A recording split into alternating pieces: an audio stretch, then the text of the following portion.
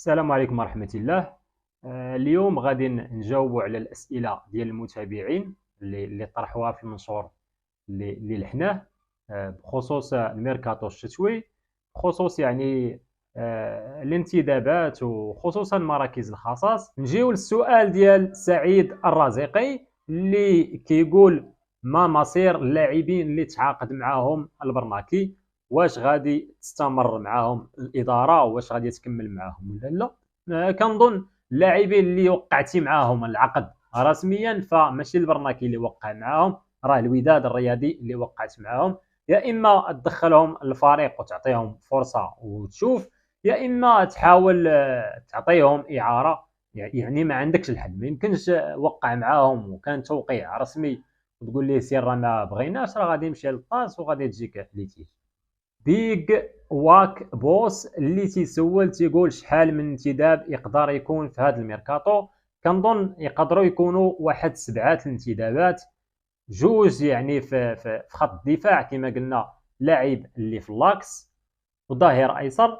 في وسط الميدان قلنا لاعب ارتكاز ولاعب وسط رقم 8 لاعب ربط. وفي الخط الهجوم خصك 3 اللاعبين، خصك جناح ايمن، جناح ايسر، وراس حربه. هادو هما اللاعبين اللي خص على الاقل 7 ديال اللاعبين. عبد الذهبي اللي تيطرح واحد السؤال: الاشكاليه ديال الفلوس ديال الانتدابات، واش كاين الفلوس عند الاداره ديال الانتدابات؟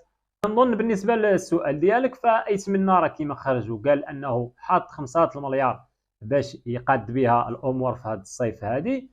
غادي يتخلصوا ليتيج واللي بقى راه غادي يداروا به الانتدابات. والا خصت الفلوس راه عارف كيفاش يدبر على الفلوس الرئيس. ايتمنى ما تخافش عليه من هذه المساله هذه، فهو قاد بالامور ديالو ان شاء الله الرحمن الرحيم.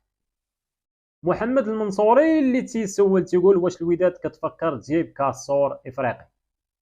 بالنسبه للمعلومات ديالي ما عرفتش الهضره اللي دايره اللي خرجات كما قلت من واحد الصحفي مصري اظن عبدو الجرزاوي، صحفي مصري اللي قال ان كاين اتفاق بين موكوينا اللاعب الارتكاز ديال ميميلودي سان داونز، ولكن انا كنت قلت انه وقع لي واحد الخطا وتخلط لي موكوينا المدرب مع هذه اللعابه. راه كنا حنا من ترانسفير ماركت انه باقي ليه سنتين في العقد والقيمه ديالو كبيره. كنا سمعنا ان الاهلي عطاتهم حتى 3 المليار وما بغاوش يبيعوا. ربما اللاعب بغى يحترف في اوروبا او بغى يكمل مع سان داونز. كنظن انه صعيب ماكوينا يجي، ولكن كاسور افريقي ممكن يكون. سعيد الحمداوي كيسول تيقول: واش الوداد كيفكروا يديروا انتداب ديال اللاعبين اللي مزدوجي الجنسيه بحال اللاعبين اللي زايدين في هولندا عندهم جنسيه هولنديه وجنسيه مغربيه؟ طرح السؤال سؤال ذكي، حيت تيقول ان اللاعبين في البطوله ما كاينينش مزيان، نجلبوا لاعبين من هنا. كنظن على حسب الكاليتي، باش تجيب لعاب من فرق اللي كبيره في هولندا فخصك ميزانيه كبيره. الا مشيتي للقسم الثاني وهذه ممكن تجيب لاعبين ماشي في المستوى. وعندنا تجارب كبيره مع هاد اللاعبين هادو اللي تيكونوا في اوروبا، فالاغلبيه فيهم ما تنجحش. يون بهار كيطرح واحد السؤال كيقول: واش السوق الحاليه متواجدين فيها لاعبين اللي كيقلب عليهم المدرب والجمهور؟ السوق الحاليه كنظن ان صعيب تلقى لاعبين اللي كاليتي كما قلت، خصوصا ملي ولا الدوري السعودي فهو ولا كيدي اللاعبين السوبر كما نقولوا الدرجه الاولى.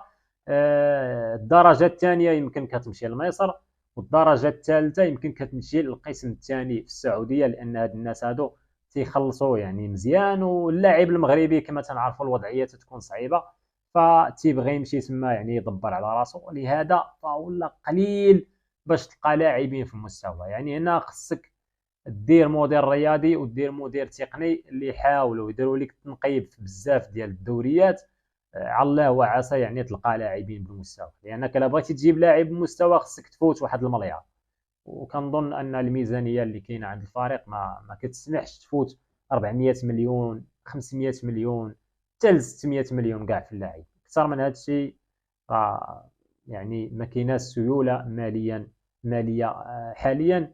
الا هذا بعد ما تكون كاس العالم للانديه وتكون واحد الخدمه ممكن تبدا تجيب يعني لاعبين بثمن اللي هو كبير. اشرف مامون اللي كيطرح واحد السؤال وتيقول بغيناك تدوي على الانتدابات، واش غتكون واحد اعاده الهيكله للمجموعه ولا غادي يتم الابقاء على عدد كبير من اللاعبين؟ اصلا عدد كبير من اللاعبين اللي مشاو كما ذكرتي في التعليق، يعني تقريبا مشاو 10 لاعبين زائد يعني ممكن الشرقي البحري ولاعب اخر ممكن يمشيو 12 لاعب حتى 13 لاعب قابل للزياده.